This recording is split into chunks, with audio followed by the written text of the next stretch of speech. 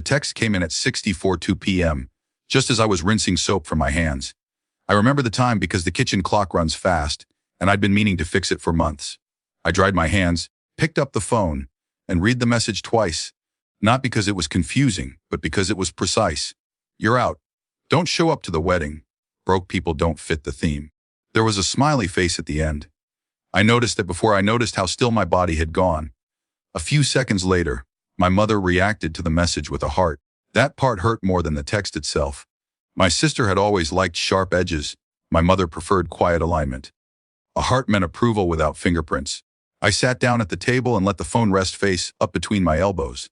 The word theme echoed longer than it should have. Lennon colors. Seating charts. The curated version of our family that only worked if certain people stayed in the background and paid on time. I started typing.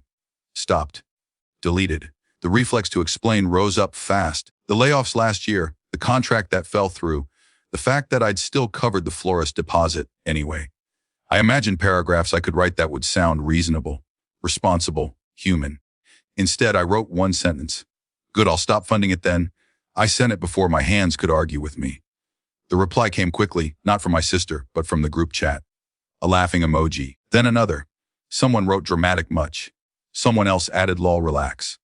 My sister followed with a champagne glass and see you when you get back on your feet. I watched the messages stack up, the way certainty does when it's never been challenged. They were so sure I was bluffing. I had always absorbed the costs quietly. Always smoothed the gap between plans and reality. The fact that I'd named it out loud seemed to amuse them. I put the phone down and made dinner. Ate standing. Didn't taste much. Later that night, I opened my laptop and pulled up the accounts. It took longer than I expected, not because it was hard, but because there were so many threads. The venue's second payment, the caterer's balance, the hotel block guarantee. Each one tied back to my card, my name, my quiet agreement to keep things moving. I didn't feel angry. Anger would have made this feel righteous. What I felt was careful, methodical. I revoked authorizations. Sent brief emails, polite, factual, unremarkable. I scheduled the final transfers to stop at midnight. When the confirmations came through, I closed the laptop and went to bed. I slept deeper than I had in weeks. The group chat woke me at sunrise. At first, it was confusion. Is anyone else having trouble with the venue payment? Then urgency. The caterer says they didn't get the wire. Then accusation. Did you do something? I lay in bed and read without responding. Outside, a delivery truck idled, then drove off. The world kept its pace. My sister called. I let it ring. My mother followed. I silenced the phone and made coffee. By the time I checked again, the tone had shifted. Caps appeared. Exclamation points. The laughter from the night before had evaporated, replaced by a frantic accounting of who owed what and by when. A private message from my mother came through, please call me. I waited until the coffee finished brewing. When I finally answered, she didn't waste time. What's going on? She asked, voice tight. The venue says the payment bounced. I canceled my card, I said. You can't just... She stopped herself, lowered her voice. This isn't the time for lessons, I agree, I said. That's why I told you before. She exhaled sharply. Your sister is under a lot of stress, so am I. Silence. Then softer. We didn't think you were serious. I almost laughed at that. Not because it was funny, but because it explained everything.